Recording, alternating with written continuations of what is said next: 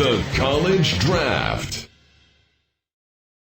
Yeah, it is Daddy Soda time on the College Draft podcast presented by DraftKings, who always has ridiculous offers for you guys. If you haven't gotten on the DraftKings Sportsbook train yet, you absolutely should.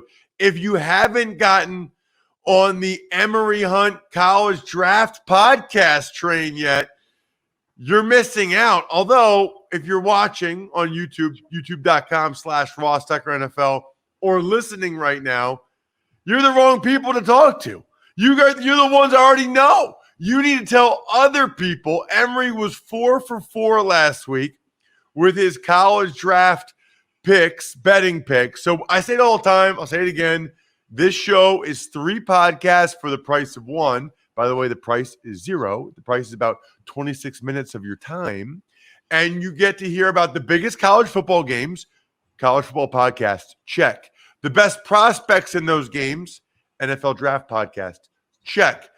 And who to bet on in those games, college football betting podcast, check. And Emory's good. He's really good. You need to listen to him. It's awesome. Emory, of course, can be followed on social media at FBallGamePlan on Twitter, Football Game Plan on YouTube. And of course, it's never too early. Why don't you just go to footballgameplan.com/2022 draft guide and just pay your money now and just be done with it. You're done. Like, I don't need to worry about it. I'm covered for next April's draft.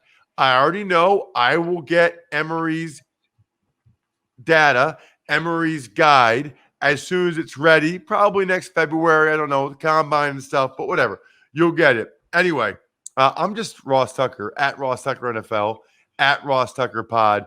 I am really just a humble servant and point guard on this podcast, feeding the big man, Emory Hunt, as he drains, I was going to say drains 3 after 3, which is kind of weird to say of a big man. I guess you're a stretch 4, Emory. Right. I can run the floor. I can play good defense, and I'm Big Shot Bob out here on the wing. You are, dude. Big Shot Bob. Man, what an awesome nickname. I know, right?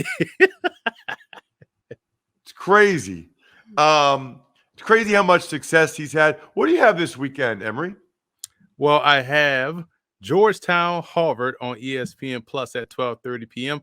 And I also have, I'm looking at my calendar, high school football. I have Warwick High School at Hempfield on Friday in the Mid-Penn at 7. You have Warwick? Yep, I'm at Warwick. Oh, man, that's awesome. So people know I've mentioned it on the other shows. The last 4 years, Warwick has had the Rucci brothers, the sons of one of my best friends, Todd Rucci, who played 9 years for the Patriots in the 90s. They both went to Warwick the last couple years, and they both play at Wisconsin now. One of their teammates, Caleb Schmitz, last year went to Cincinnati on a full ride. Their quarterback, Joey McCracken, went to Maine on a full ride. But they still have a pretty decent team this year. So I'm looking forward to hearing what you think of that game. I don't know if Todd will be able to be there or not because he's traveling to watch his boys play every weekend. But if you're there, I'll tell him to look you up. We'll do it. Either be in the press box or they'll have me set up in the remote press box at the corner of the end zone like they did 2 weeks ago. So we'll see. But I'll be there. Do they for Harvard or Georgetown? Harvard usually has a prospect or two. Right. But Georgetown has one in Wes Bowers, who's strong. And they also have Tomas Wright, a tremendous punt returner. And they came off an upset win last week against Delaware State. They had to go to overtime, come back and win that game. So it should be a good one, man. It's an Ivy League opener, and folks can check me out on ESPN Plus doing Ivy League football previews all season long, starting this weekend. I love it. How'd you become the Ivy League guy over me? I mean, how does that happen? That's amazing, though. All right, let's get into some of these games in college football. The marquee game, Alabama, Florida, although Alabama is favored by 15.5 I mean, did Florida drop off that much, Emory? You would think, but it's just the fact that Bama is that good and Bryce Young is that good. And I don't care who they have at quarterback, even though I like how they run their two quarterback system, it works for them. And we don't know if Richardson's going to be 100% healthy with that hamstring, but it doesn't really matter in this game, to be honest, because Alabama's offense is so consistent and so much firepower. And I've learned so quickly not to bet against Alabama. I did so in week 1. I took Miami in the points, wrong. But at least this one, I'm laying those points with Bama. Laying 15.5 against Florida. Yes, Florida's offense, is good, but they have some inconsistencies, stretches of inconsistency in the passing game, and you don't have any opportunity to waste possessions against Bama. You better maximize all of them, 7 or 3. So I got so many questions right now. Number one, how did Florida just losing Trask and Kyle Pitts and Tony, they just dropped off that much? Is more so about the fact that they lose Tony and also Pitts. It's not Kyle Trask, because you look at what they have in that 2 quarterback system they use. Both Emory Jones and Richardson are tremendous. They play within their own skill set. Richardson probably has more dynamic running ability. Emory Jones has played steady, and more people are clamoring for Richardson, but you're going to have to use both against Bama, and both are mobile guys. So it's going to be fascinating to see how Saban adjusts and that defense adjusts to what both guys bring to the table. But again, Richardson pulled his hamstring on that 60-something plus yard touchdown run last week against South Florida. So we don't know how healthy he's going to be. So they're going to force Florida to play one-dimensional, and I think that's going to be easy pickings for Bama to cover that spread. All right, well, let's talk about some of the studs in the game, including Alabama cornerback Josh Jobe. Solid corner, the next in line of a guy that's going to go probably in that second round range for Alabama. Good man skills. You want to see a little bit more instinctiveness coming from him. Yeah, it's just a personal thing because the guy's playing phase. I always have a tough time watching that because I grew up and was under the understanding that, you got to find the hip, turn, and find the football. But I understand why guys playing phase and play through their hands. I get it. It's just an adjustment for me as an evaluator, but he's a solid cornerback prospect. On the other side, you've got Florida linebacker Jeremiah Moon. He has good athleticism, man. I feel like he reminds me of a Quincy Roche, someone that can play off the ground, good length, can chase down the run going away, can be a pass rushing presence in some situations. You just want to see it all come together consistently. And if he can have a standout game against Alabama, you know how it only takes one game against a really good team to really catapult your draft stock. So I think he's someone to watch in this game because he does have a lot of work withable skills. All right, let's move on to the big night game, the Kirk Herbstreit game, 7:30 at Penn State. It's a whiteout game, which is always incredible. I think it's the best atmosphere in certainly college football and probably all of football because it's better than any NFL atmosphere. I don't know. There's just something about the fact that the stands like go straight up and all the white and the lights. It's just magical. I've been to a couple of them, and Penn State's hosting Auburn in this one, Emory. My question is, I don't know a ton about Auburn. I know they always have front 7 guys on D. They always have running backs, and it feels like Bo Nix has already been the quarterback there for a while. Penn State's favored by 6. That's a little bit higher than I thought it would be, but they've looked good the first couple of weeks. I know a lot about Penn State. What do you think about that spread? It's interesting. You're right. That's a pretty big spread considering how well Auburn has played. Granted, it's been against teams that they should have blown out, which they did, 60 points in both. But I feel like this should be a 3-point spread. So for that reason, I'm taking Auburn in the points just off that alone. And plus, Auburn under Brian Harsin has done a solid job in retransforming that offense a little bit and making it a little bit more conducive to Bo Nix's skill set, which ties right into Bo Nix. This is set up for him perfectly. This is one of these moxie games. And if he has a good game here, remember it was a hot take earlier in the season where someone said that Bo Nix could be the number 1 overall pick or number one quarterback in the draft class, and everybody laughed. But you sit back and think about it, like it only take one moxie game, one Joe Kane, put the women and children to bed and go looking for dinner type game. This is it. This is it. You got 6-point underdogs on the road, whiteout game. And if his uniform gets dirty and one of his touchdowns that he has is a rushing touchdown where he's diving to the pylon, man, sign Bo Nix up for the Heisman Trophy and number one overall pick, because this is the type of game where narratives are built and legacies are made. So I'm excited to see this. So I think it's going to be a really good game, all jokes aside. I'm taking Auburn in the points. But Bo Nix, under center in this new offense, has played really well and efficient, which has been the issue for him so far this season. So this is going to be his toughest test yet. Yeah, that was going to be my question. What are they doing differently with Bo from what he was doing with Gus Malzahn that he's playing better? You have him under center. You have him turn his back to defense, resetting his eyes, playing with a little bit more control. They're running the football, playing complementary football. Is looking a lot like Boise State. We know how efficient they're able to get that production out, the quarterback position out there when Harsin was the head coach. So you're seeing the same things so far, albeit against Alabama State, albeit against another lesser opponent. But it's good for Bo Nix to play this different style. So it shows from a projection standpoint that he can do it.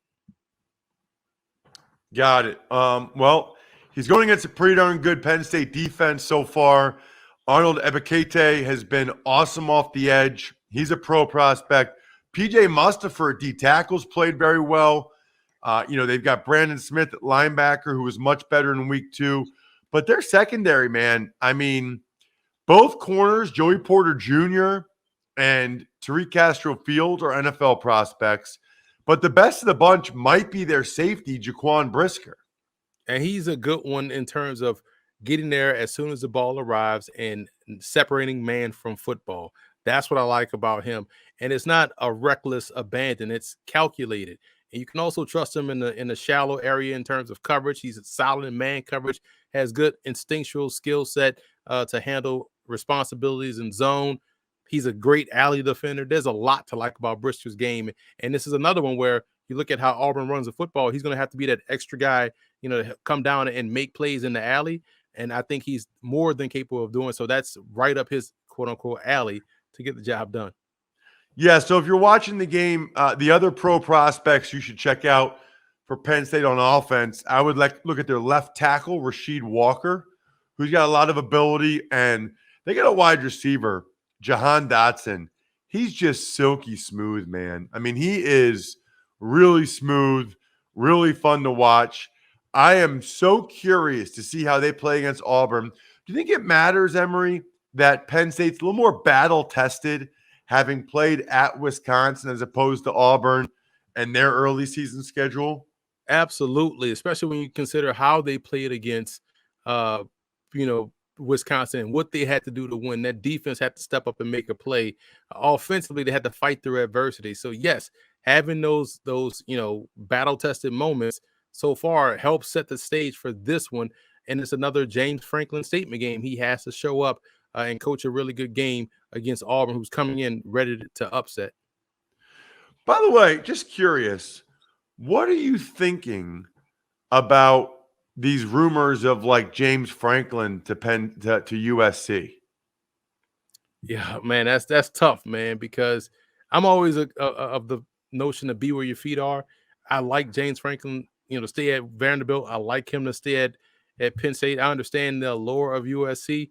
But if you're James Franklin, I guess it's all about, career goals. But man, Happy Valley is a good place for him. He's done a good job at Penn State, but some coaches want the challenge. And if that's the case, then it makes sense to go to USC, because that one we call it a sleeping giant, but it's been a giant, just has been down. So who wouldn't want that job out there, at USC? But I wish he would I would hope he would stay at Penn State, because I just like what he's building there. Yeah, I think like people in Pennsylvania think it's crazy. Like they think Penn State and USC are on the same level. So why would you leave Penn State for USC? I think you could argue that, Penn State's always going to be battling Ohio State, even in their own division, in their own conference. Whereas USC, at least in terms of national recruiting, national recognition, should be the best in the Pac-12. I mean, they usually get the best players. Oregon's got a good program. Chip Kelly's doing some good things with UCLA, but USC should be the one that everybody's kind of chasing, which is what Ohio State is in the Big Ten. So I guess theoretically, Franklin could go there if he wanted to be, at the number one current program status-wise in the conference. Yeah, and it's if you're able to get USC back on the map, you could write your own ticket. That could actually be the springboard if he wants to jump to the NFL. Let's move on to New Mexico and Texas A&M. But before we do, you mentioned springboard. I have no idea if brake pads have springs in them, but I have no other way to segue to talking about Duralast Elite brake pads, available exclusively at AutoZone. Here's what I do know. They're proven tough. Duralast Elite is on another level. They last 3 times longer than a typical Duralast pad. So if you want to set it and forget it, like a fantasy lineup, Duralast Elite. That's good news, especially if you find yourself in a lot of stop and go traffic, or if you typically drive with heavier loads in your car. You got a fancy protective hex pattern. I don't know much about hex patterns, but it sounds good. Keeps them performing longer. Look, ultimately, safer, smoother, quieter stops. And since AutoZone has over 6,000 locations nationwide, very easy to get them in store, or you can shop online. You'll have no problem picking up a set we need them most. The future of stopping starts with Duralast Elite brake pads only at AutoZone. New Mexico plays A&M, Emory. A&M's got a stud running back. Is he stopping and starting like the Duralast Elite brake pads? Is he a stud?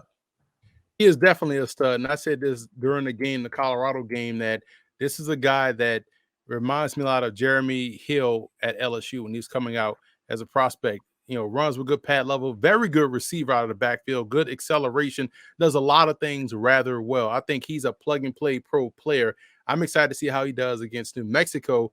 And this is going to be a really fun game to watch, man. It's interesting because New Mexico is 2-0, but it's definitely going to be a good game for him to showcase his skill set. We saw him catch the game-winning touchdown last week against Colorado, so it showed his receiving skills and his ability to play well when the game is on the line.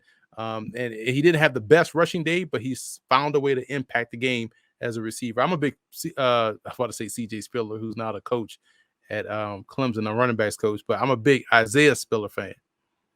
So why do you say it's going to be a fun game against New Mexico? I would think A&M would just blow them out, right? A&M is favored by 28. Yeah, because New Mexico's quarterback, Terry Wilson, who you may remember was at Kentucky, is looking outstanding out there. He is this year's version, in my opinion, of Tyler Huntley. This guy is playing efficient football. He's playing effective football. He's not turning the ball over. He's showcasing the passing skills that he didn't showcase at Kentucky, probably due to the offense he was in. But he has this offense out in New Mexico just, churning up the yards and generating chunk play after chunk play. So his ability as a guy that can make plays, all levels of the field, throwing the football, but also as a guy that can create and run and show that leadership, it could be a situation where, it could be a back and forth affair. We may see a lot of points score here. I will probably stay away from the point spread and look to attack that over-under number. Got it. Okay. All right. Good to know. Last but certainly not least, this is a really interesting matchup. It's Oklahoma State at Boise State, and you don't see very many Power 5 teams play Boise State very often. There's not a lot of upside to doing so. They're usually better than you, but you don't really get a whole lot of credit for beating them. I don't know how they got this one scheduled, where Oklahoma State is playing at Boise State. Boise State is favored by 4.5. I'm fascinated that this game even got scheduled. I don't know. I mean, if I'm Mike Gundy, I am furious probably at the Oklahoma State AD. I don't remember Boise State playing at Oklahoma State. they start by going to Boise State. That's strange. At any rate, your thoughts, Emory, on Boise State favored by 4.5. That is the fascinating part too. Not only do you go on the road, but you're also underdogs to Boise State. And listen, Boise State is good on both sides of the ball, but at the end of the day, this is Oklahoma State. There's a lot of speed. There's a lot of explosiveness. There's a big play potential there and on both ends of offense. I'm definitely taking Oklahoma State in the points. I know it may be a white knuckle fight to you grab and hold to whoever you sit next to. Like, man, I need this to finish. I need this to go towards the favor of Oklahoma State. But I still feel as though the Cowboys have enough to really, if they don't win outright, lose by 3. I don't see Boise State being almost a touchdown better than Oklahoma State. So I'm going to take Oklahoma State in the points just off sheer Oklahoma Stateness. I just feel like Oklahoma State can make this a game. And again, Boise did a really good job last weekend. And I feel like that score is carrying over into this spread. So staying away from this, I would take Oklahoma State in the points. And it sounds like you like both corners for Oklahoma State. Yeah, Christian Holmes and Jarek Bernard Converse, 2 outstanding athletic matchup guys. And you get that's the one thing I do like about Big 12 cornerbacks. You get a lot of reps. We saw it last year with Zach McPherson, who's now with the Eagles. And you're going to see it with any cornerback coming out of a Big 12 program. You get a lot of opportunity to watch these guys. And both of these guys, again, matchup corners, athletic, they're on the Senior Bowl watch list. So this is another one of these spotlight games that they can step in. And if they can force Boise State to be a one-dimensional offense, they have a really good chance of covering the spread, like I alluded to earlier. So that's why I'm also taking Oklahoma State. Got it. And who do you like for Boise State? Another Senior Bowl watch list guy, Jake Stetz, the offensive lineman. I mean, we talk about sight unseen with prospects.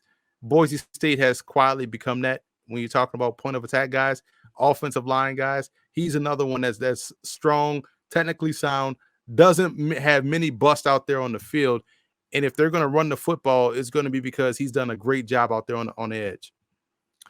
Make sure you check him out on social media at FBall Game Plan on Twitter, Football Game Plan on YouTube. We are youtube.com/Ross Tucker NFL. If you ever want to watch this show on YouTube, I mentioned the draft guide earlier. Remember, if you don't listen to the Ross Tucker Football Podcast, you take advantage of any of our sponsors over at RossTucker.com. Send it to me, Ross@RossTucker.com. You might win this week's free Madden, which is amazing. Whether it's Xbox, PS4, whatever, I got you. Other than that, enjoy the college football.